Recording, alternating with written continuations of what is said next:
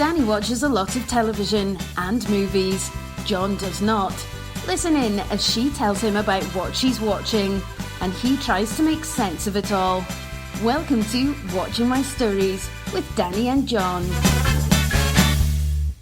Hello, everyone. Hi, everybody. Welcome to Watching My Stories. Thank you. Good to be here. I'm Danny. And I'm John. And here we are. Every week. My mom makes fun of us that we never have this intro figured out and still don't. It's because we never think about it until just before we do it. Right.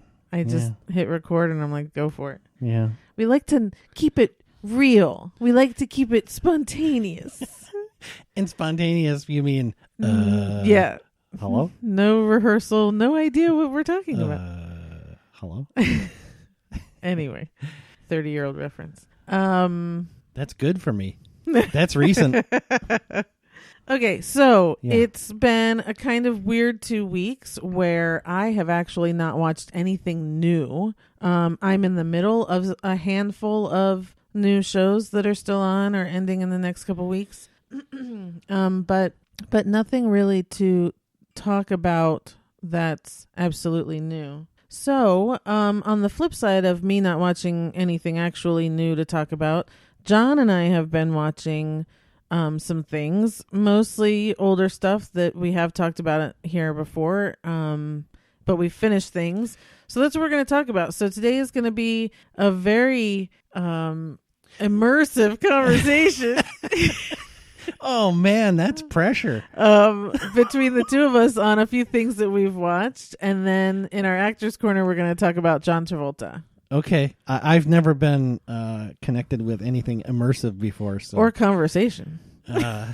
Hello? Exactly. Yeah. So this is going to be something. Yeah. So first thing was last night we were looking for something to watch. And here's the funny thing. If you listen to this, we obviously every week in our Actors Corner, we come up with a million things that he hasn't seen that I haven't seen. And we kind of go, oh, we got to watch that. But on Friday nights when we're sitting down trying to find something to watch, there's not a thing. It was tough. It was a struggle. We probably searched 5 different apps, went through all of their movies. It probably took 25 minutes. Oh, and when you started, it was like, hey, you want to watch something? Sure, let's watch something. And 25 minutes later, we're just about divorced. I mean, it was brutal. It was ugly. It is. It's like we can't think of any. I should go back through my notebook actually, but that didn't even cross my mind. It requires effort.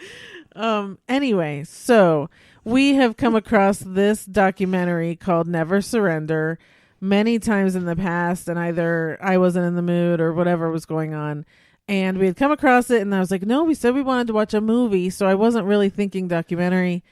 But by the time we couldn't find anything else to watch, we came back to Never Surrender. So if you don't know what this and actually I don't know what year it actually came out. It's not new. But this is the documentary about Galaxy Quest, the movie with Tim Allen and Alan Rickman, Sigourney Weaver, Sam Rockwell. Yeah.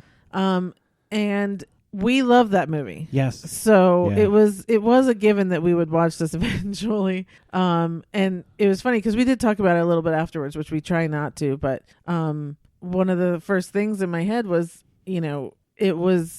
I don't know a lot of people who like that movie. And when I met you and you did, it was one of those check boxes, I think. Yeah. That it was like, oh, okay, at least you like this And movie. when we say we love that movie, it's independently.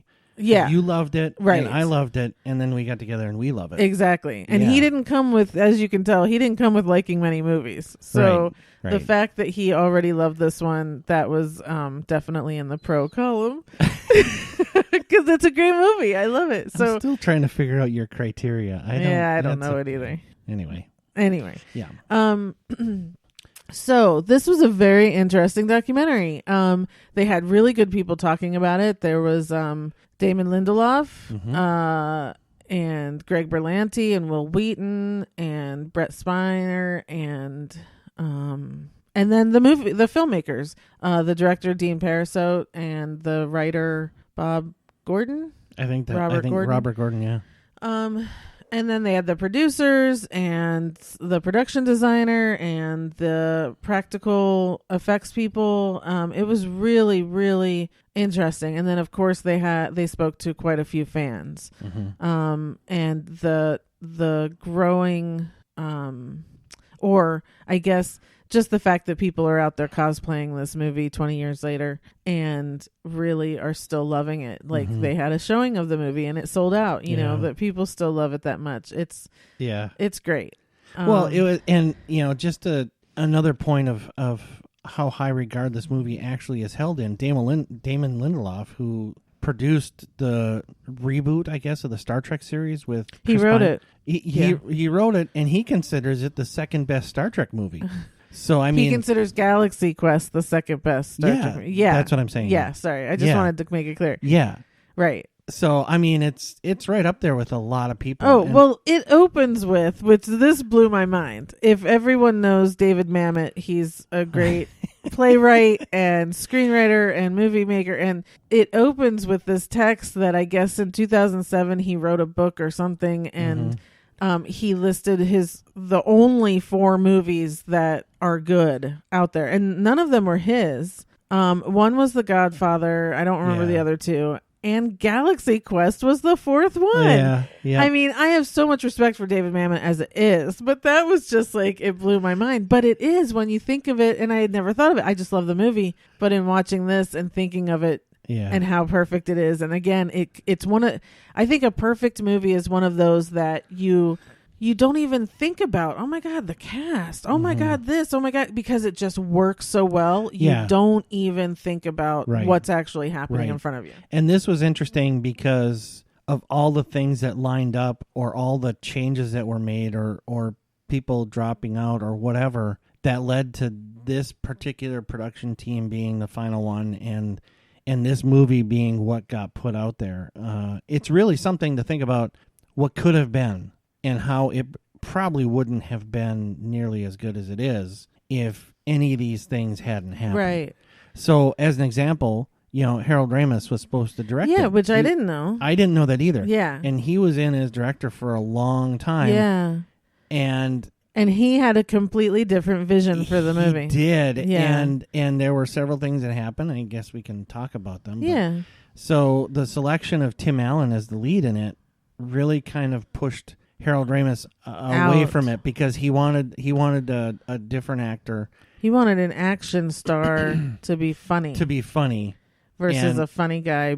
And the studio said, we'd rather have a comedian and try to make him do action. Right. So it was a fundamental difference. And Harold just kind of, it wasn't acrimonious. It wasn't stressful or tension filled. It was just, he said, I don't think this is for me any longer. Right. And he backed out, and everybody remained friends with him. I mean, Harold Ramis is going to be, he's like he's a legend. He was one of the world's, sweetest people. So I don't think there was any problem, but that would have been a vastly different movie. Yeah. They talked about, he wanted it to be a very broad comedy like Spaceballs. Right. And while Galaxy Quest is super funny, it is the heart of the thing, and it doesn't make fun of itself. I think that's, again, they talk about it a little bit, but that's why it became such a big deal, because for the Trekkies, which I was not one, but I'm a super fan of movies and TV, and the fact that it didn't make fun of us that are fans, it was the fans are the ones that save the day at the end. But it was a different thing of like looking at your TV stars that you do put on a pedestal and seeing them as real people, as well as possibly seeing them as heroes too. Right. It was just such a combination of things. Yeah. And it was, it was basically a fan-based drama masquerading as a comedy, is the way I've always looked at it. And it turns out a lot of other people did too, as evidence in this documentary, most of the cast too. Yeah. It was a really well done documentary. Yeah. And it had basically everybody in it that they could. And it was, there was a long section towards the end, kind of dedicated to Alan Rickman. Yeah. Cheers to him. Yeah. Type thing. Yeah. And telling stories and how beloved he was to to everybody else involved. Yeah. As we suspected. I mean, Alan Rickman was one of the best ever. So. Oh, yeah. I mean, when he died, it was the stories and what always comes to my mind. And of course, everyone's like, oh, he did this and he was this serious, he's Hans Gruber. And it's like, okay, you guys, you got to remember Dogma. So we'll just. Yeah. But Kevin Smith spoke a lot about how wonderful he was, and he remained that way. And you can tell just by like one of the stories of one of the Thermians. And how before he died, Alan was going to see his show on Broadway. Like he stayed, and there were a lot of stories like that, that he just always kept people in his life that he ever worked with, even though he had that dry kind of insulting sense of humor, but everyone knew where it came from. Well, he was kind of like the ultimate perceived as tight British actor, right? Stiff upper lip to, to the sky and very dry and very stiff, but inside, and he showed it to a lot of people, and if you watch this movie, he shows it to you, could be very funny. I mean, his delivery was a little bit was probably drier than most, but very funny and imperfect, right? And honestly, what I loved about this too was hearing the conception of the movie from the screenwriter's point of view, where they kind of just gave him this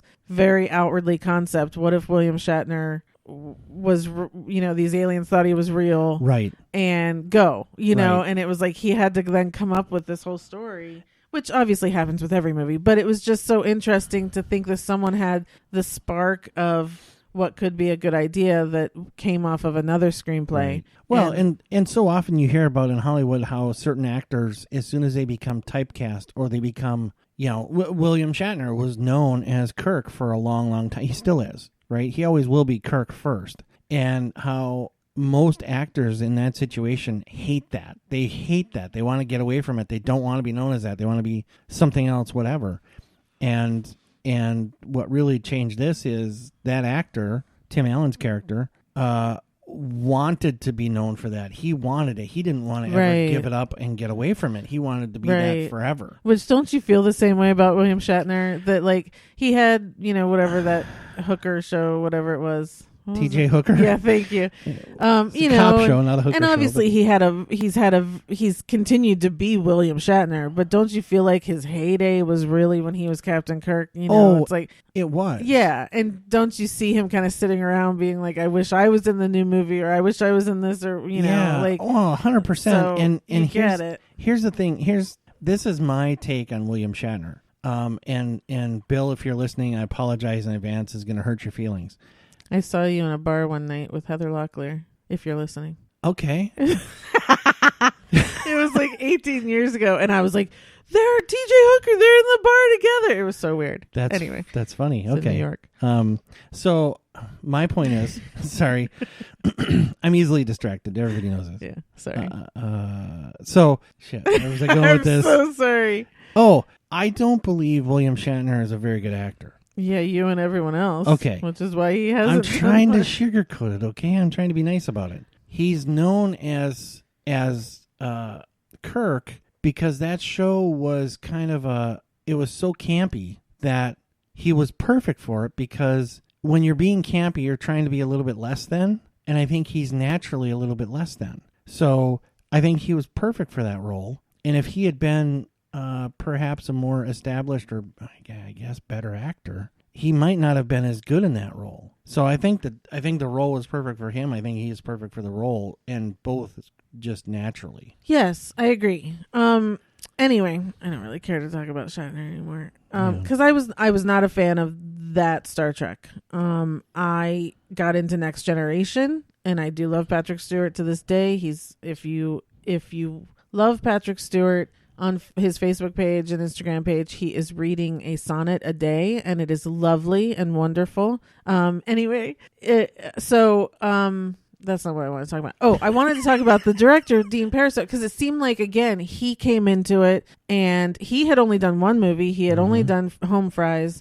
And actually, I looked at his stuff. He directed Fun with Dick and Jane, which is another movie we love. Okay. And that's kind of in that same action-y, funny comedy thing. I guess I really like this guy then. Yeah. Because he's directed episodes of Grace and Frankie, like so many shows Really? that we watch now, he's actually directing a lot of those shows. Interesting. Episodes. So yeah, he's got a comedy thing that we timing and stuff that we really like. I love his style then. Yeah. And he's not a household name. I mean, I had never heard of him. Right. I had never paid attention to his name. So, and one of the cool things when you're watching this is that, when Harold Ramis dropped out, everybody was like, oh my God, Right. what are we going to do? It's going to fall apart. Is this even going to happen now? Because that's happened.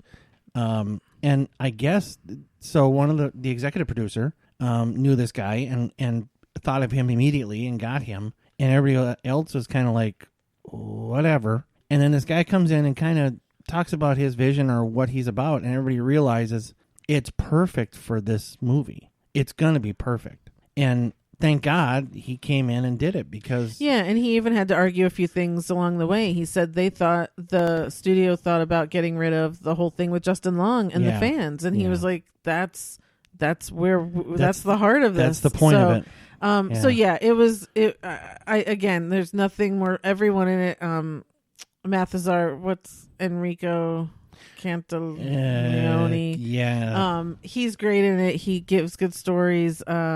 There's just a lot of good stories, a lot of behind the scenes stories. And then of course DreamWorks marketing this and making a mistake to market it at Christmas to 8-year-olds. Yeah. They made a mistake there. But again, that happens, and these legendary movies or cult movies, however you want to describe it, that's how it goes. And now it lives in so many people's hearts and souls that who really cares. I mean, and it didn't flop. She said it did make its money.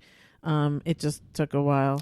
It could have been, if they had marketed it correctly, it could have been so much bigger. Yeah, so this Never Surrender, it's on Amazon Prime. If you love Galaxy Quest, obviously check it out. We're probably way behind the curve. If you love Galaxy Quest, you probably already have checked it out. But it's super fun, and yeah, the movie, if it's on, we watch it. I mean, it's just constant. Yep. So 100%. You got to check that out. Classic. Okay, so the next thing we're going to talk about is something we have been talking about over the last, I think, 2 years. Is Jane the Virgin. Yep. We finally finished. and by we mean me, because you had watched it before. You did the whole series, and you talked about it and reviewed it. And I had dabbled in it, but then, you convinced me, and we went back, and I watched the entire series. It took a while, like you said, it took 2 years. We started, I think, between the first and second season, it took quite a bit, because we were watching other shows in between, and then we'd fall back to Jane. But these last 2 seasons, we hammered through in the last few months. I mean, we really...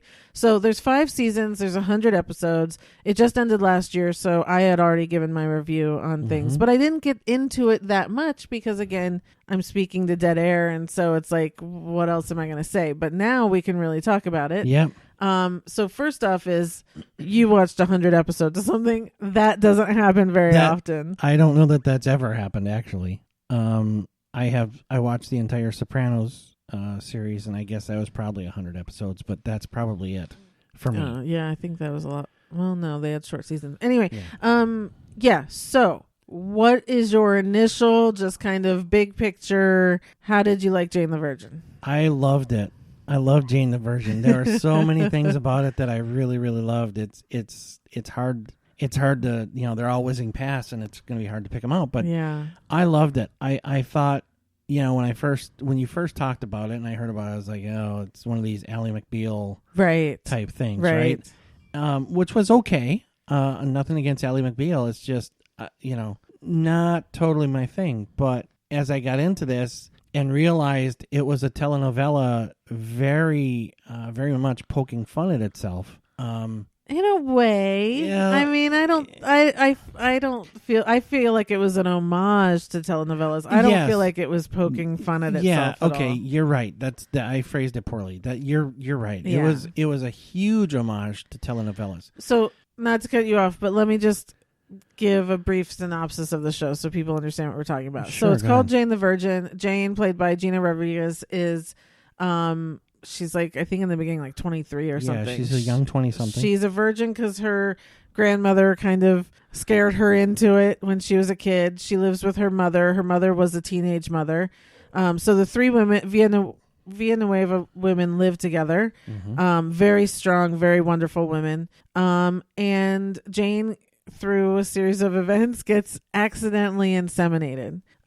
She has a boyfriend that she's planning on marrying, but she gets inseminated by this other man, Raphael. And her boyfriend is Michael. And that's where everything takes off, right? She's Jane the Virgin, but she's pregnant and having a baby. And there's two men here. There's her mother. Her father shows up into the picture. Her grandmother. There's a evil villain that's out there that's trying to destroy everything. It is very telenovela-esque. Pretty much every episode has a crazy twist at the end. But you will cry, laugh, and go, what just happened, in every single episode. And a lot of times in one scene. You will go from laughing to crying immediately. It's really amazing how emotional that show was. Now, Gina Rodriguez, as far as on-screen crying goes, is going to be hard to beat. I mean, she's so good. Her and Emma Thompson are right at the top. I don't know who's, number one, but, and on top of that, she's a fantastic actor. She's so good. Right. Everybody in this is a fantastic actor. Yes. Especially when you understand that they're acting, but they're also overacting on purpose. Right. Because they are, it is a telenovela. So, and they're known for certain things. So, it's just all around fantastic. I really liked. We need to talk, though, when you're talking about acting, your favorite, Rogelio. Played by Jaime Camil. That guy. You loved him so much on this show. I've got a huge man crush on this guy, man. Oh my God. He's so funny. His style, everything about him, the way his cadence, everything about him, I just entertained the heck out of me. I mean, this guy's fantastic, and I haven't seen him in anything else. I know he's done other stuff, but I haven't seen him in anything else. So, and his portrayal he plays Jane's dad, but also one of the world's biggest telenovela stars. Right. And so he's very self-involved. Oh, he's narcissistic in a really great way. In a hysterical way. Yeah. So it's fantastic. But I like everybody else. There wasn't really anybody I didn't care for. I don't know how you're supposed to feel about Michael. He was probably, for me, my least favorite character. So I was going to ask you this, because this was the big thing of the show, right? Was Team Michael or Team Raphael, these two loves that Jane had in her life. And people were very much shipping one or the other. And I had kind of asked you from the beginning, who are you shipping? But did it ever veer over to Michael? I give Michael the character. I give him huge props for being so consistent, so always about Jane. That was, to me, very endearing. Raphael, went back and forth, fell in love, out of love, thought about doing other things and all this stuff. So that path was much windier with Raphael than it was with Michael. Michael was pretty straight line, but I think that also kind of made him a little bit boring. Until, the last season where, oh, by the way, right. So here's my thing with Michael and Raphael. I was never Team Michael, even watching the whole thing. And it wasn't because he was boring. I didn't feel like he was always Team Jane. I felt like there were many times where he was for himself. So anyway, but what I felt like was it was two different Janes with each one. With Michael, she was the person she had prepared to be, because she was such a structured and disciplined person, that with Michael, she would live that proper life, be a teacher or whatever it was she was going to be, and do what she was supposed to do. Sure. But with Raphael, she could be her actual true self and be brave, just like the first time she met him and said she wanted to be a writer, and she had never told anyone that. She was her really full true self with him, and was daring to dream and doing more than she ever thought she could expect herself to be, and he brought that out in her. So that's why I was always Team Raphael, and I loved that Jane, who she was with him. It just always made me so happy. But it is a struggle to get where we get in both places, and she did have both of them. But again, there's love stories with her parents. There's love stories with her grandmother. But it really just so the 99th episode is an introspective episode because it was aired right before the finale. And what I love about the show, first off, the show was created and the showrunner was a woman. And these three women are so strong, and I'm actually 4 because of Petra. It's a great show for females, and it's a great show for showing these women who, maybe every once in a while there was a man involved or whatever, but the three of them took care of each other, and eventually Petra became the fourth one. And I loved that story. And actually the Petra and Jane story became my very favorite by the end of the season, because I loved how Petra opened up and truly became that sisterhood together, because you don't think she's capable of changing. Right. And again, it's that power of having that female support and how it can change your life. So I just, I thought it was such a well-constructed show. It never felt like it was dragging. There were little pockets maybe in the 4th season where I was kind of like, watching it a second time, I was like, oh God, I don't remember all of this taking so long to get there. But when I was watching it on a week-to-week basis, I never thought that. So maybe again, it was just a binging thing that makes it feel that way a little bit.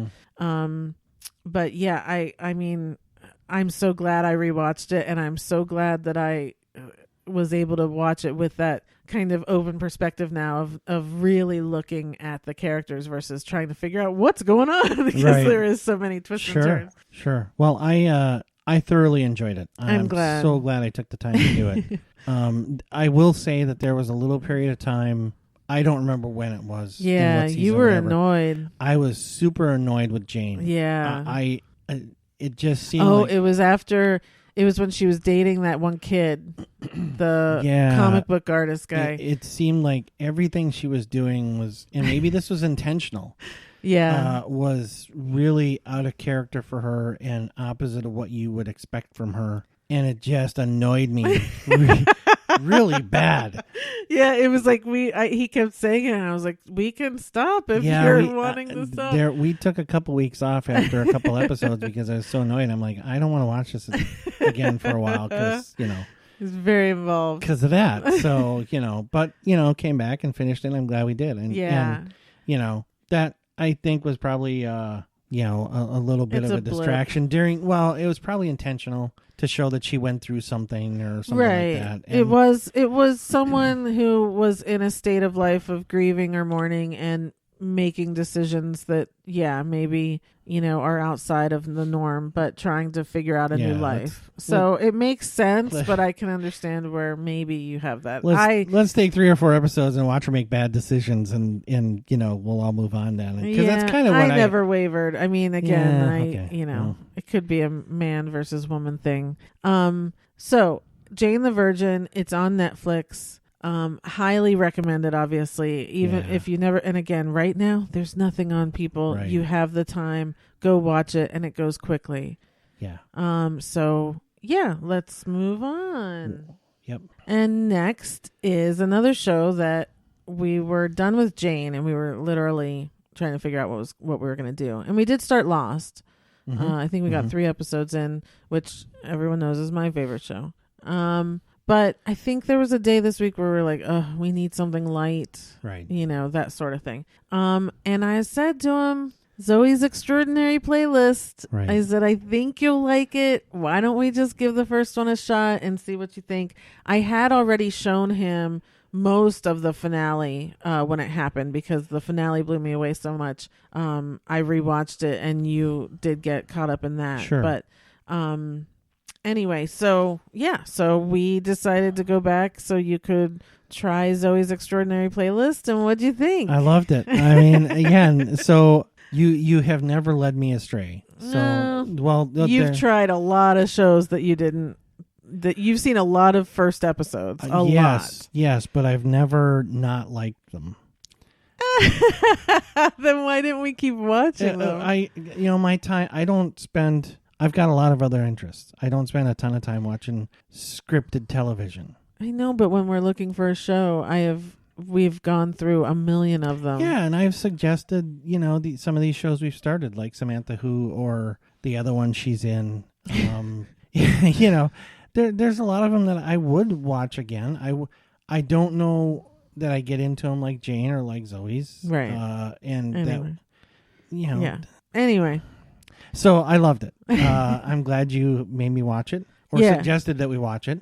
So it's 12, the first season. It has been renewed for a second. Who knows when that's going to happen. It's 12 episodes. They're hour-long episodes, or 40 minutes. And this is on Peacock. It's on Hulu. I think it's on Netflix. I don't know. It's everywhere right now. Everywhere. And the premise of the show, obviously, you guys probably know that it is kind of a musical. Zoe's in a MRI machine when an earthquake happens, and she comes out of it and all of a sudden can hear what she calls heart songs, people singing their inner feelings. So they aren't really doing it. It's what she is seeing them do. It's kind of like what women want, hearing the inner thoughts of women around you, but they're busting out into a song. So that's the premise. She, of course, her parents are Mary Steenburgen and Peter Gallagher. Peter Gallagher is dying from a degenerative disease, so she's going through that. She works at a great startup or a great tech company in San Francisco. Lauren Graham is her boss. Skylar Astin is her best friend. She's got a love triangle going on. There's just lots and lots and lots of things going on in the show. Her neighbor Mo is Alex. Is it Newell? He was on Glee. And he is kind of her confidant throughout these new powers and is helping her explore and figure out what's really happening to her. So those are all the people in it. And go ahead. Now you can talk about what discuss. Discuss amongst you. So I didn't know what to expect. I guess when I saw a previews for it or I heard you talk about it, it seemed like much more of a musical than it really is. Right. The music is used very well throughout an episode, but it's not the entire episode. It's only a couple songs really per episode. Yeah. And they're not original songs like in Crazy Ex-Girlfriend. They are all songs Right. And the people who are in the show are actually singing them. Yeah, and they range from new songs that are out now or recent songs to classics, 50s, 60s, 70s. There's a wide variety. So there's a little something for everybody. And they're very cool. It's a very well put together show. The production design is gorgeous. The office that she works in is great. Yeah. The house is great. I mean, I really do love the colors. They're all bright. Yeah. Costumes are awesome. I love her clothes. The aesthetic of the show is fantastic, but they really kind of struck gold with the cast that they put together, and the writing that they have. So they've got several things going for them. They've got really good writing. They've got fantastic actors who can pull off pretty much whatever's written. Yeah. And actors that can sing and dance and do whatever they have to do. So, it's just a great all-around show. Lots of heart. I mean, it's a very emotional show. Yeah. And I didn't mention Jane Levy plays Zoe. She's the star of the show, and you know her from Suburgatory and that movie Don't Breathe, and she was also on that Castle Rock show. Anyway, you know her, and it's a lot like Jane in the way that one segment you are laughing or just having fun watching some music, and then the next one you're bawling your eyes out. Yeah. And watching some horribly sad and musical number that's so gut-wrenching and touches your heart so much. It's just she's amazing because she's amazing. And the Emmy nominations just came out, and I'm actually angry she wasn't involved in it. Yeah. Which makes sense. I mean, they classify this as a drama, which I hate that because this is one of those middle of the ground things. So I have less of a problem with this as a drama than I do with others that they put in comedy or something. Okay. I think it probably is it's more of a drama than a comedy. It's a drama with comedic yes moments. Yeah. But that's her first thing. That's how she deals with things. Her first fallback is humor. Yeah. And she's fantastic. Yeah. Her reactions, her facial expressions, her demeanor. Yeah. She's just perfect. And Yeah. I didn't, I watched Suburgatory. Mm-hmm. She was so young. Yeah, but she was the tortured teenager, right? Yeah. Yeah. So thinking back to that show, I actually liked that show. Yeah. And she was good in that. Yeah. I remember her in that.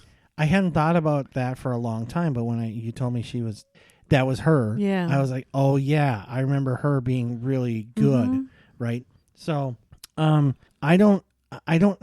It's hard for me to figure out the right superlatives to use here because I enjoyed it so much. I think we watched it in a week.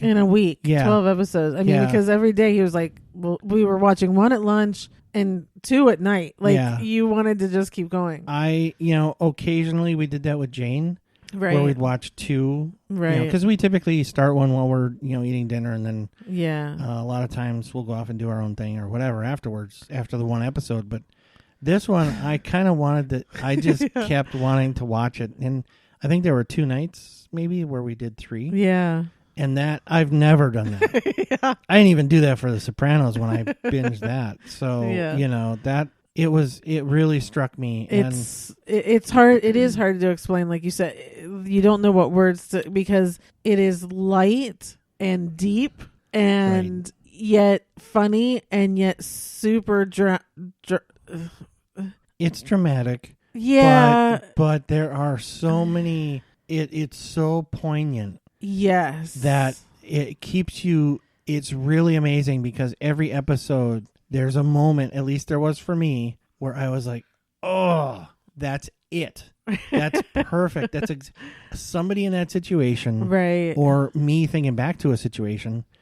That's exactly it. Yeah. And it just, so many shows get little things wrong. Yeah. Like that end up taking away from them. And the 12 episodes I've seen have all been, I wouldn't change a thing. Yeah. I think there is so much going on. Like she does have these 2 guys that she's, going back and forth between. So that gives us a little bit, we have a different dynamic there.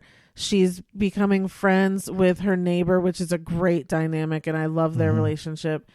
She's excelling at work and her boss is taking her under wing. I love that relationship between Lauren Graham and her. And then you have the family. She has a brother whose wife is expecting a baby. And her mother is caring for her love of her life spouse. And Peter Gallagher is, he cannot speak. And in this disease that he has. And the loveliness that this power gives her allows him to get up and sing to her. Again, she's imagining it all, but she gets to hear her dad again. And that is some of the most beautiful moments from the very first episode throughout the entire show.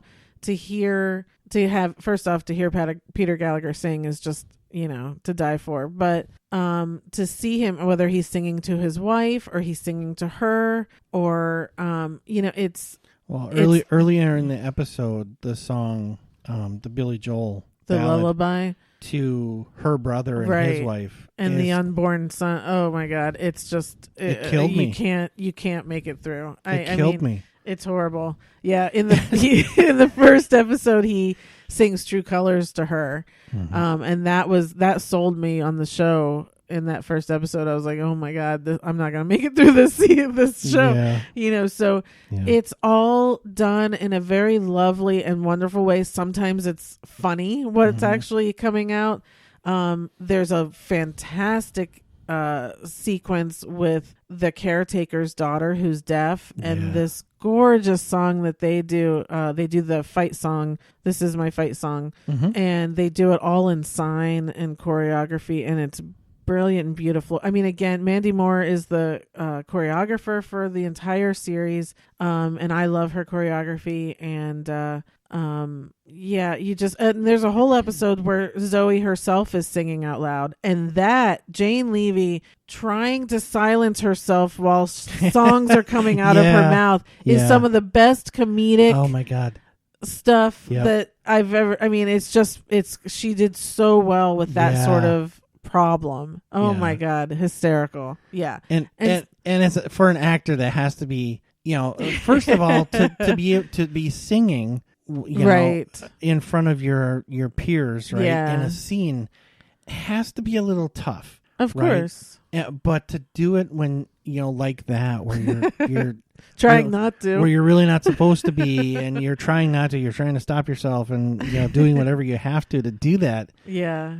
There's so many ways that can go wrong. Yeah. And it just went so right. Right. I mean, that was a great episode. That was a great episode. And again, everyone's really good in this. The guy who plays Simon, and I don't know his name. I do follow him on TikTok, and he sings on TikTok all the time. So I really, I really like him. And I'm Team Simon more than I am Team Max. And Max is Skylar Astin. And if you know Skylar Astin and you know his voice, this is just a joy as well, because he sings everything from pop to opera, and his voice is it kills me. Yeah. And he can do it all. Yeah. And it's wonderful to hear him. He's got one of the underrated voices, I think, of I don't know that it's underrated. I mean, again, if you follow him on Instagram or whatever, he plays piano and sings all the time, and I can just it's awesome. Yeah. I love listening to him. Yeah. Yeah. I think people are very aware of how good he is. Well,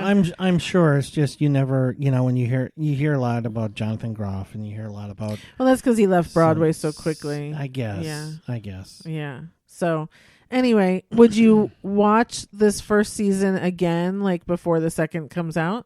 I'd watch it later today. You would? Oh yeah, because I would, which is weird. I mean, it's my third one, and I'm like, I would watch it again because it's so. Because again, I get so happy and I cry so much. It's like my perfect. It's my perfect thing. You haven't had a day unless you've cried a lot.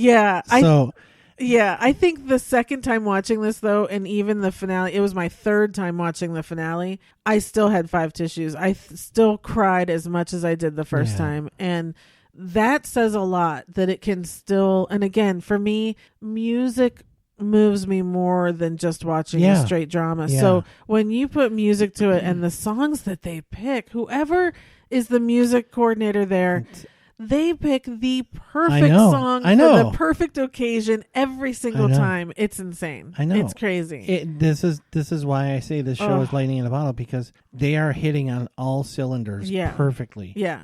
And they do Bye Bye American Pie, whatever that's not the real name of the show, the song, I don't think. But they do that in the finale, and it's all in one shot within this whole house.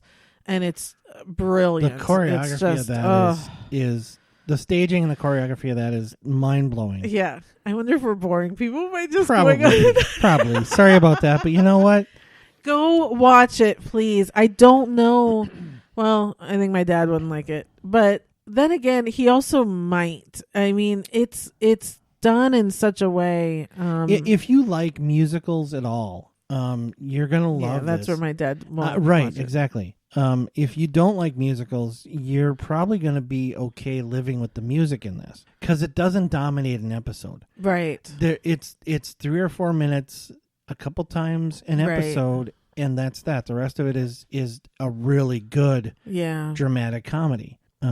It's really just perfect. And here's my kind of litmus test. After the first episode, I did a check with myself. After the second and third, and there are 2 things I'll ask myself about a show I'm watching. Would I change anything? And did I get tired of anything? And no, I wish we had a 24 episode season. Yeah, 12 episodes of this, I wouldn't change anything, and I didn't get tired of it at all. That's great. Yeah, and this is one of the few shows that actually checks those boxes. Yeah. For you especially. Yeah. And some of my favorite shows, I can't even say that. So, Yeah. I'm so glad it got renewed. They waited. It was one of the last shows that NBC renewed, and luckily it did. Doesn't mean it's actually going to come back we don't know. They might not put the money into it. And it looks like it's an expensive show by the it has to be an production expensive design. show. Yeah. So anyway, okay, that's Zoe's Extraordinary Playlist. Yep. I'm sure it's on the NBC app. It's on Peacock. It's on Hulu. Just go watch it. If we haven't convinced you of that, just go give do it a shot. I mean, watch the first episode and see if you can stop. Yeah, exactly. Yeah. Exactly. Yeah. I can almost guarantee at the end you'll want to watch more. Yeah, for sure. Yeah. Okay, so that is everything. We still managed to talk for 45 minutes about 3 things. Yeah, well. But that's good because we were both able to talk about it. Well, you got me fired up. So now we're going to move on to John Travolta in the Actors Studio. And this was surprising because he was like one of my first loves, my first crushes, that I didn't have as much for him as I thought I would. I think there was a cutoff where I stopped watching his stuff. Me too. Yeah. Pretty much from 2000 on. Oh, mine was earlier than that. Oh, really? Yeah. So Yeah. anyway, okay. So I did notice that he had a 2-year stretch where he had 4 movies come out. It's probably the best little stretch. Maybe Tom Hanks had this in that 93, 94 area with Forrest Gump in Philadelphia, but he had 4 movies come out that were all top notch. Really? Yeah. Huh, I must have missed that. Yeah. Get Shorty. Oh, see, I haven't. Those are all things I haven't seen. Shoot, no, I can't remember what they were. But They're probably all the ones I haven't seen, like Face Off and Michael and all that. No. I think Michael wasn't one of them. Yeah. Anyway. Okay. Let's go. Movies you love. All right. One of my favorite movies, Get Shorty. Yeah, haven't seen it. Okay. Okay. You know I don't like gangster stuff. It's not really. It's not really gangster. It's not. It's not. Okay. That's kind of the backstory to it, but it's really not. What year did that come out? Do you know? I'm gonna say 94. Oh, that's probably why I was in high school. 92, maybe. Get Shorty. I really don't remember. 95. Oh, really? Okay. Yeah. And the show that came out with Chris O'Dowd looked like it was going to be a good show, but anyway. Yeah, Okay. Any others? Yeah, so I've got 2 others. I really liked A Civil Action. Oh, didn't see it. Yeah, that's where he plays a lawyer. Oh, wait. Was that smoking? No, it's water. Oh. Contaminated water. I may have seen that. Yeah, it's actually similar to... Who else is in it? Robert Duvall. Okay, that's what I was thinking. So I may have seen that. Kathleen Quinlan, I think, is in it. Yeah, it's kind of on par and sort of similar to what's that one with Matt Damon, Peacemaker? Yeah, I don't know. I haven't seen where those. he plays a lawyer who takes on a big corporation, and right? Because Yeah, of contaminated water and stuff. And yeah, it was. I think I saw it, but I don't remember. Yeah, I liked both of those equally. I really liked them. Okay. And then the first thing I saw him in, and this was one of my mom's favorite shows, Welcome Back, Kotter. Oh, yeah, your mom's favorite shows. Yeah. You didn't like it? I did, but kind of I didn't.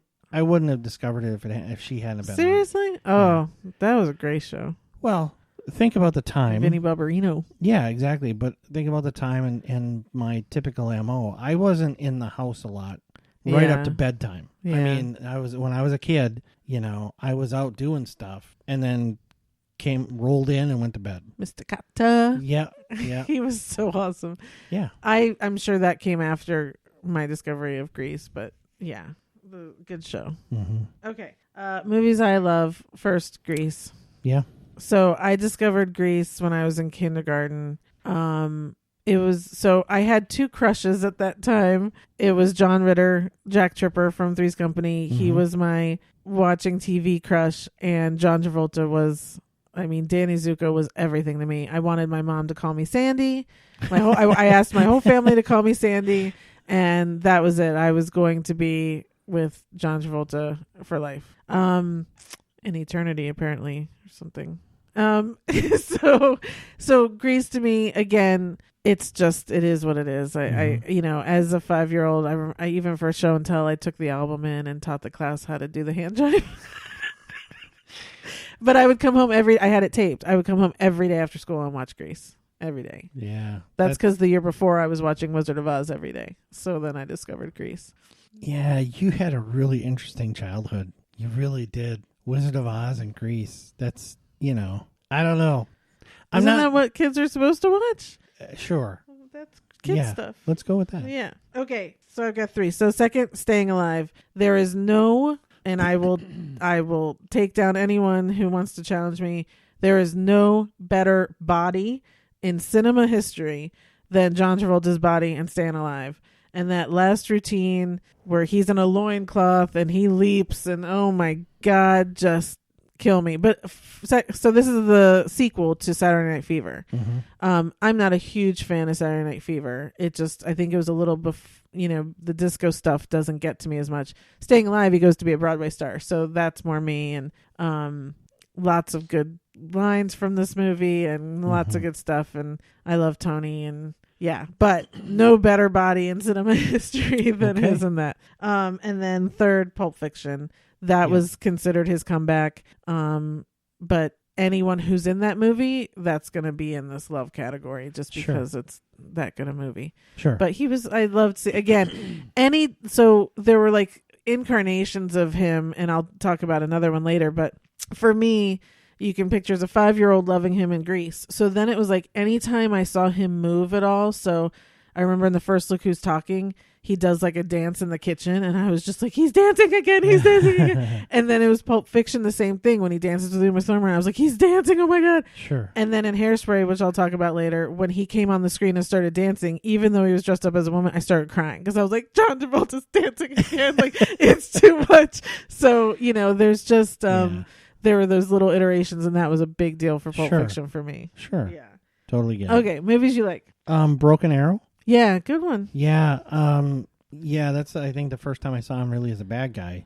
And didn't know. There was a good twisties. Yeah. Pulp Fiction. Okay. And Hairspray. Yeah, I'm surprised Hairspray wasn't higher for you, because you do like that movie. I do. I mean, that wasn't in any particular order. Hairspray could have been the first one in the like category. I didn't love it.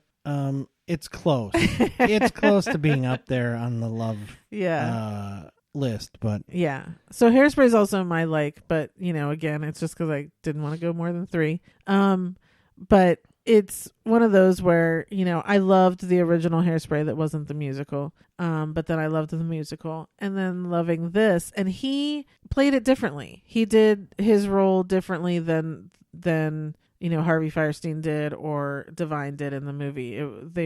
He wanted it to be kind of this very curvy, voluptuous woman, and so he did it a little differently. But I still love how he did it, and him and Christopher Walken. It was just lovely, So So I can't hate on it at all. Yeah, babe. So I have Hairspray, and my second one here is Wild Hogs, which I just watched last weekend. Yeah. Like, that's one of those, again, we were just talking about Galaxy Quest with Tim Allen. Those 4 together, Martin Lawrence and Bill Macy and Tim Allen and John Travolta. And John Travolta's actually funny in it. Like, he sometimes he tries too hard to be funny, but in this movie I felt like he wasn't trying too hard. But again, I don't know why. That movie just cracks me up, and I love everything about it. So, sure. Yeah. And I like that movie too. It could have been on my list. It just I narrowed it to 3. All right, movies you hate. Primary Colors. Never saw it. Yeah, I did not like it at all. Really? That's surprising. Yeah, I did not like the it Clintons. At all. Huh. So I put on here the Look Who's Talking sequels. I don't know that I really hate them. I felt like they were unnecessary. I really liked the first one. I thought the first time it was like so different, and Bruce Willis is a baby, and it was just really. And then it was like the next time, now you got to add someone in there, and then wasn't the third one like Roseanne was one of the babies or something? It was like ear piercing. Yeah. So I just those were unnecessary. I didn't need to do that. But that's okay. Secretly Love. Phenomenon. I don't remember it much. I feel like it was a crier. It was. It was a very it was a sweet movie. He has a good song, doesn't it? Wasn't there a good soundtrack? Yeah, to that? it's a good soundtrack. Yeah. He's a guy, kind of a farmer in a little town. He has an event happen, and then he's super smart.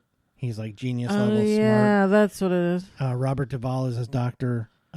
Forrest Whitaker is his best friend. Kira Sedgwick is the woman in town. Does he die at the end? Yes. Spoiler, he dies at the end. Why does he die at the end? Because what gives him the powers, he has a brain tumor. Right. Yeah, right.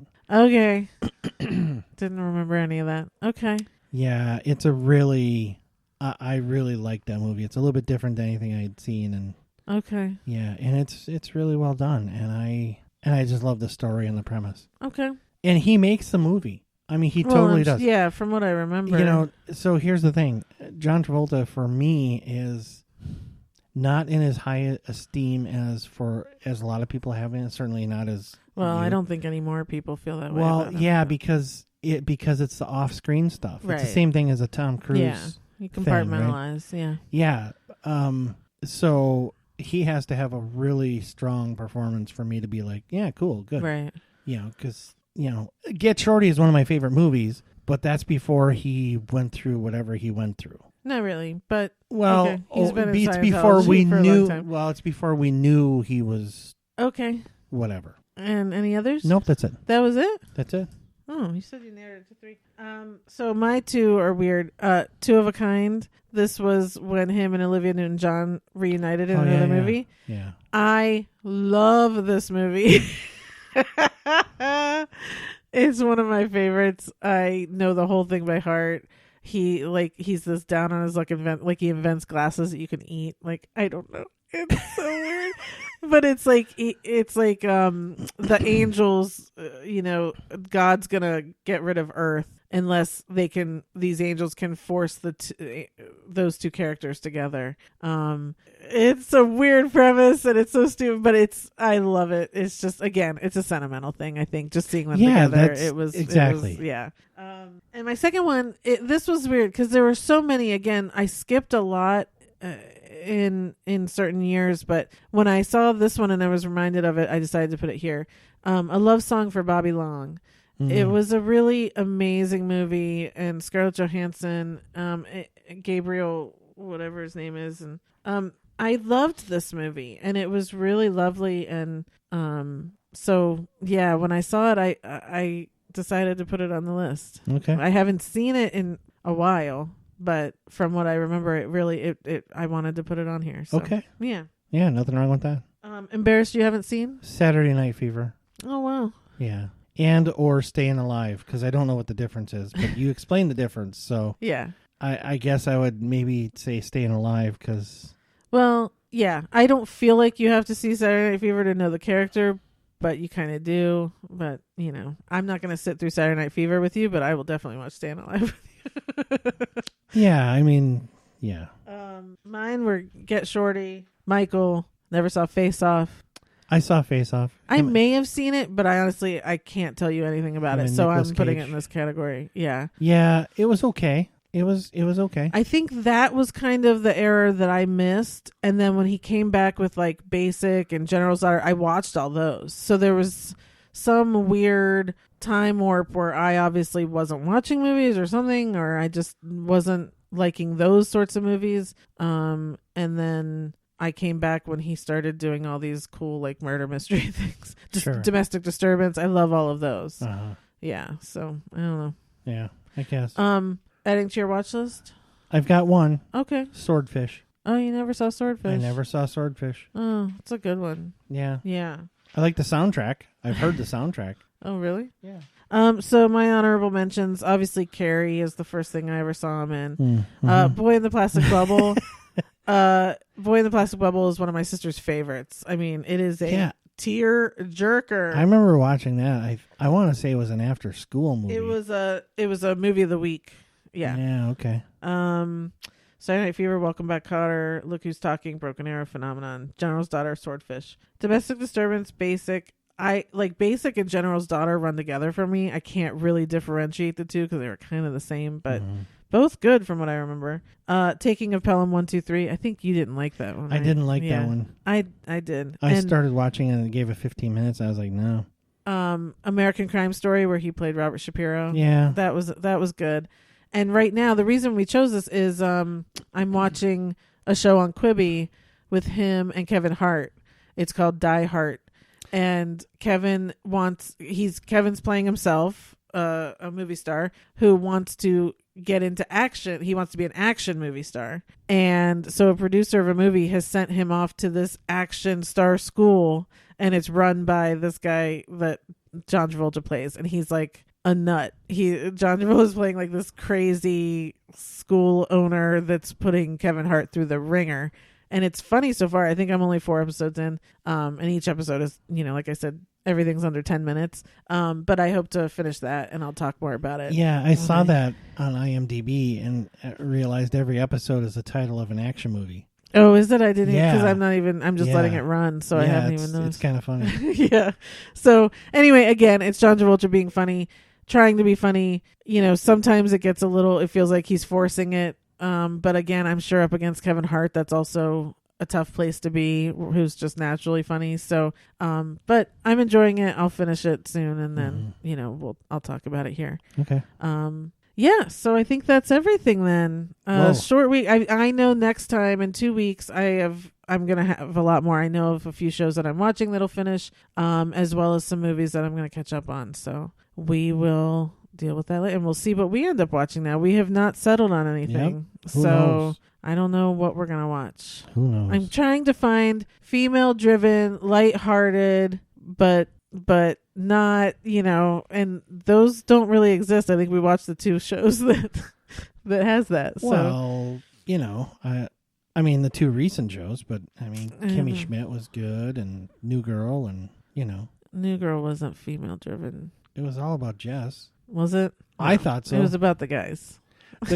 To me, the guys made the show, exactly. But I think it was really about... She got in the way. But that's another podcast. Okay. All right, everybody. We'll be back in a couple weeks. Until then, stay safe, wear a mask. Yep. And we'll see you then. Until then, I'll be watching my stories. Thanks, everybody. Thanks. Bye.